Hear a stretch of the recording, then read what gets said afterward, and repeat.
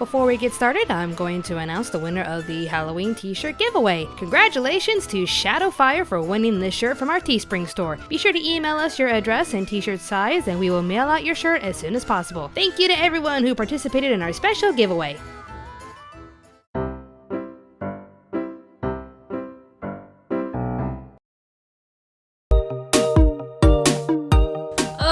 It took me forever to get to this, but alas, we are here.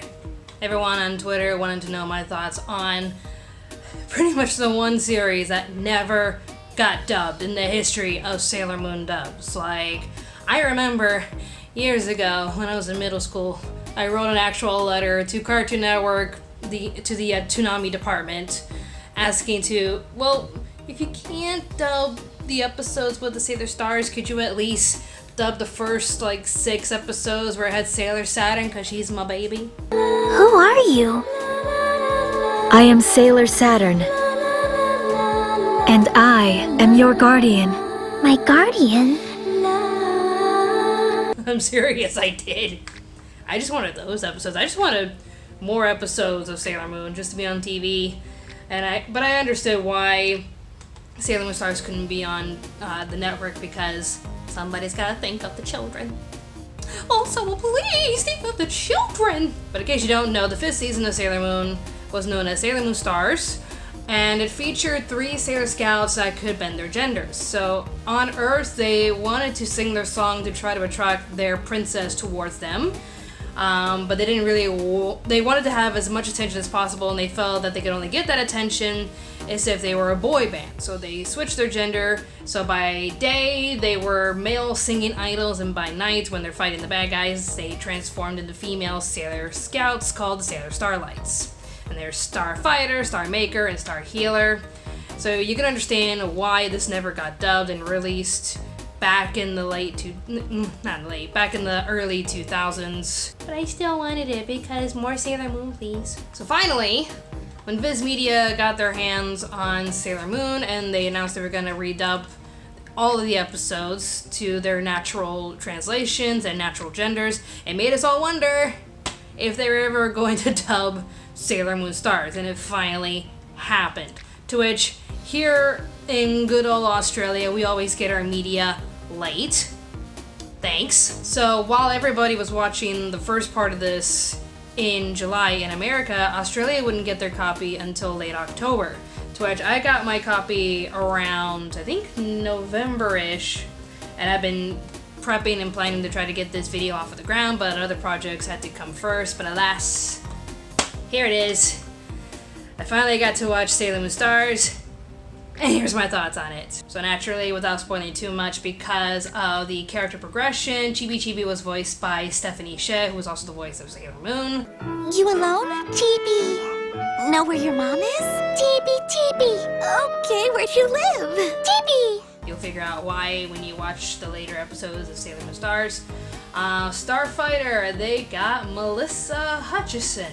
First off, I want to say, I didn't know how they were going to approach this because of the whole gender bending kind of thing. Were they going to respect the Japanese tradition where it was just going to be the women voicing both genders, or were they going to have the guy voice the male version of the Scouts and then the girls voicing the female Scouts? Well, they kept to the Japanese way and just had the ladies voice both of the genders, to which they sounded natural when in their female forms. When it came to the male forms, honestly, I think it's precious. Definitely, there are parts where they try so hard to sound masculine. It's not easy. Like, for us women, when it comes to voice acting, definitely we fit into the little boy category. Especially me, Crackerjack! Up, up, and away! Whee! But, yeah, I can't really put too much hate on these ladies because they tried. They tried so hard. It sounds awkward a lot, but they tried. And just for trying, I'm not gonna hate this dub. So amazingly enough, they got Melissa Hutchison as Sailor Starfighter. The wandering shooting star that cuts through darkness. I am Sailor Starfighter! Stage on! Hey! Bunhead, it's you! Huh? I guess you go to this school too, huh? Wait a sec, you're a member of the Three Lights? Bet you want to be in the same class with me now, right? See ya.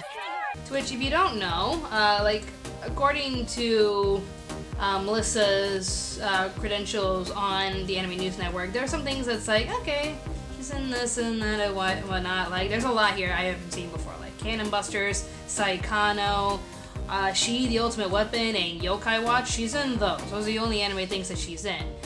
But if you look at her video game, profile, oof, she's in a lot. Especially, she's Clementine in the Walking Dead video game. That's pretty damn cool. So they got like a video game actress icon to voice Sailor Starfighter, and for the most part, it's not bad. Definitely not trying as hard as Star Maker, who's oof. I knew Star Maker was not gonna be easy. That one was gonna be the hardest one. But for Seiya, I think Melissa did a really good job. For Star Maker, Erica Harlicker, let's see what you've done. The wandering shooting star that cuts through darkness. I am Sailor Star Maker. Stage on! On the contrary, sir, the honor is mine.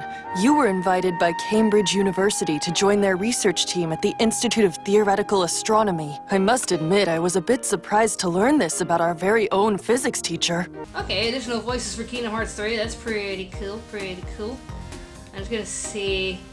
She's on Takamaki from Persona 5. Ah! Yas, Queen. So let's see her anime portfolio.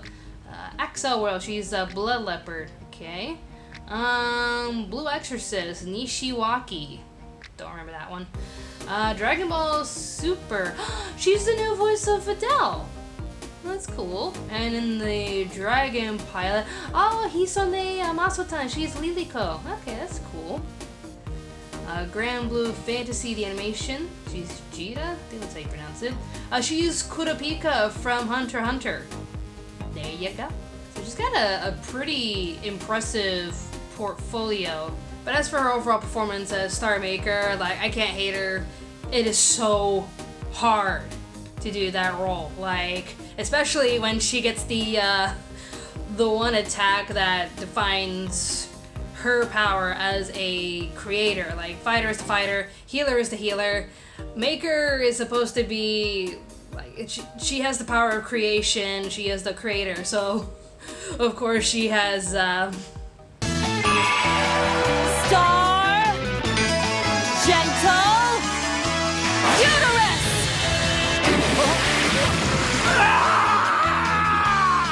Hopefully I won't be demonetized for that. Remember, because YouTube's for adults, right? Right? Adults and teenagers, but yeah, we could definitely say uterus on this show. Sarah Williams as Star Healer. Let's take a look. The wandering shooting star that cuts through darkness. I am Sailor Star Healer! Stage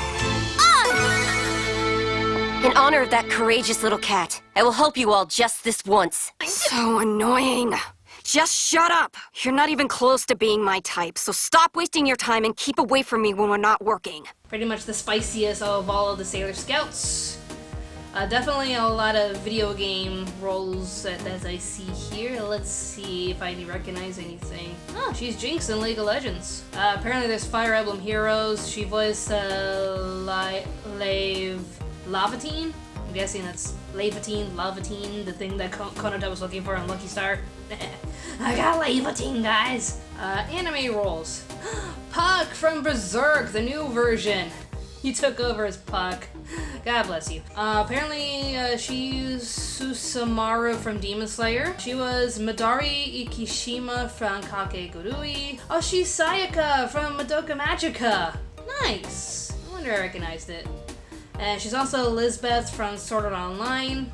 Satsuki from Your Lie in April. So definitely an impressive profile and resume here. Like, lots of good roles here. As for Healer, definitely not bad. Between the three of them, Healer would have been the easiest one because Healer is the most feminine out of all of them. Like, the one thing that I remember years ago when I made that video, like, character designs I should have gone back to the drawing board, but the Starlights were number one because I never really liked their designs.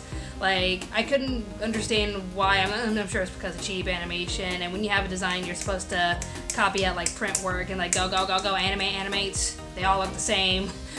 Just put some glasses on Clark Kent. It's fine, guys, it's fine. But just with how high their foreheads were when it comes to their, like, they had like eyebrows here and their hairline would start here, and it's like, that kind of animation was just so lazy. I couldn't stand it. Like, when they were on point, they looked fine, but when they got cheap and fast, oof, Maker and Fighter always looked the worst. Just look at these shots. No matter what, Healer looked the best. But definitely Healer was more feminine compared to everyone else, so Sarah had the easiest of the Starlights, but still had to try to sound as boyish and masculine as possible, so definitely, no matter what these ladies did, it was not going to be easy, so I at least give them props for trying. Then we get to the villain, Madame Sailor Galaxia by Carrie Karanin. This whole galaxy belongs to me, Sailor Galaxia, and if you don't want to end up like her, then stay out of my way. Carolyn and Justine. Oh! She's the police twins from Persona 5. Nice. And also Levinza from Persona 5. Tells us Hysteria. She's Layla. Let's see. Blaze Blue. She's system number XX20, I guess. Let's look for her anime roles. Let's see. There's Staffin. Oh, she's the new Casca in Berserk. You poor soul! Apparently she has many aliases, so there's her regular name, and then Carolyn Lawson was in Pokemon Chronicles as Dora. Izumi from Ninja Nonsense. Okay, so here's Carrie Karanin, where she was Maya Hisao from Fate Zero, Mahiru Koizumi from Danganronpa 3, Kawakami from Keion. That's cute. Oh, there we go. There we go. So apparently she's the new Masato from Neon Genesis Evangelion, the Netflix redub. I still have yet to see it. Oh no! We got another Madoka Magica girl! She's Mommy! She's Mommy Tomoe. Do not make obvious head jokes. Can't make any promises. This girl's done a lot. I'd say for voicing Galaxia, it sounds a little too sweet for me, but I'm guessing that's the angle they're trying to go for because of the fact that, you know, I don't want to spoil too much of those who haven't seen Stars, but the character progression that happens towards the end of the series, maybe that's why they're trying to give her as sweet as voice as possible. But it doesn't sound like too evil, but there is still a bit of confidence, like, this is my galaxy, and stay out of my way if you know what's good for you. Definitely not bad, a little too sweet, but not bad. So I can only comment on Aluminum Siren, Iron Mouse, and Lead Crow because I have yet to hear Tin Cat, Tin Yanko, which that's voiced by Karina Bodeger. Aluminum Siren, that's the one with the long blue hair, is voiced by Faye Mata.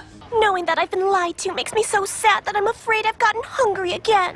I need to hurry home and have dinner. The same woman that voiced Princess Bitch from the Rising of the Shield Hero, but also Aqua from Konosuba. Definitely a very sweet voice for Aluminum Siren, and definitely captures the ditziness of her character, so Faye's winning points in my book.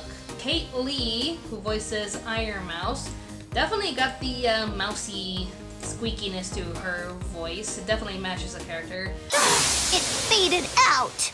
What a shame. He didn't have the starseed I was looking for after all. Where have I... Dumbo Circus? Wait, that Dumbo Circus from, like, way back when?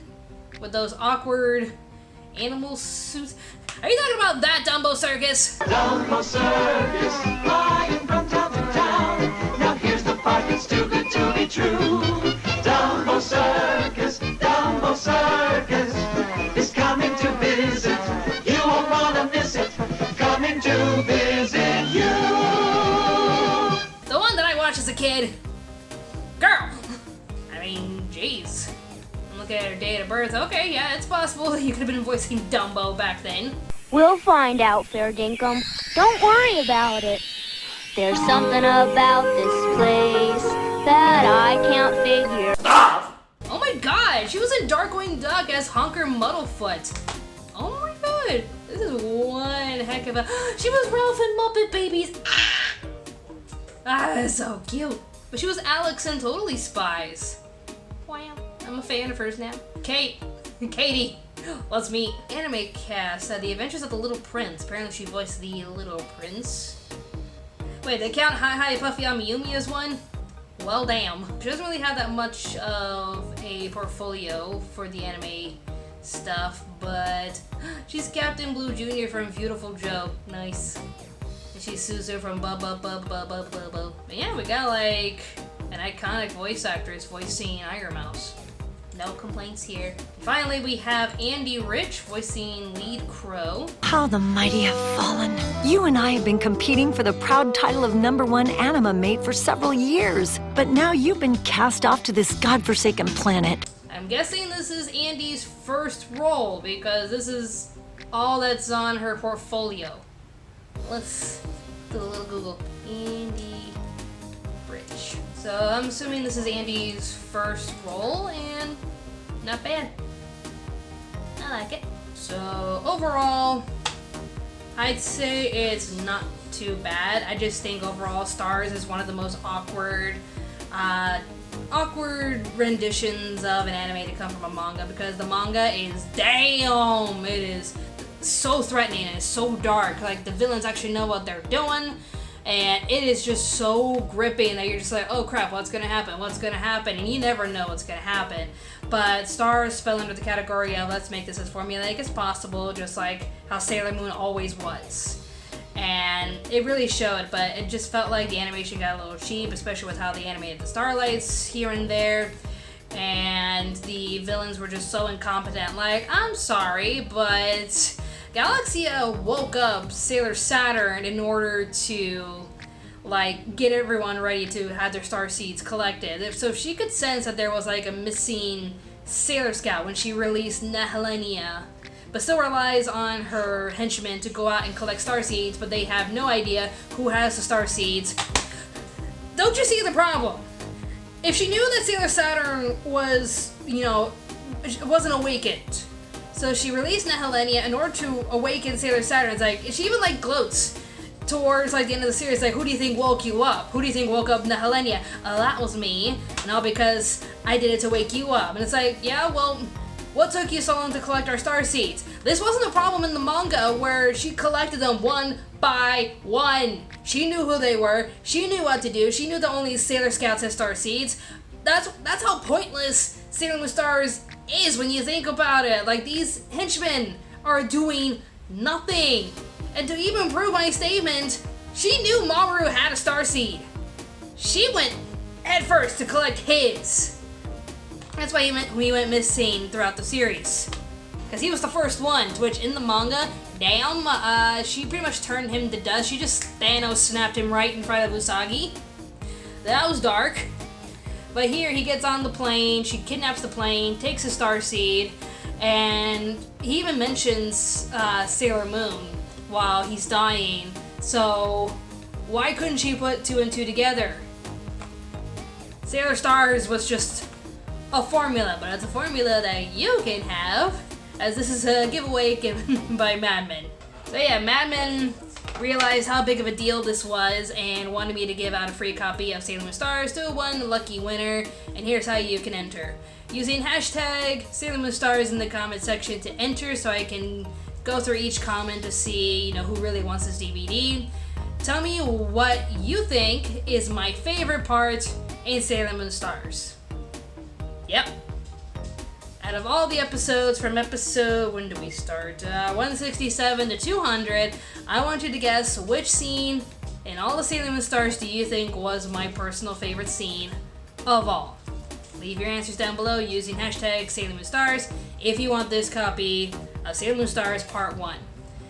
This is only restricted to the Australian audience, and I know that if you have a non-regional restricted DVD player or a computer, you can still watch this. I'm not going to really restrict this too much from people who live outside of Australia, but it would just be easier to give this out to any Australian fans, because this only works mostly if you're in Australia. This is what region is this? It's supposed to give you the region on the back. I think it's region 4.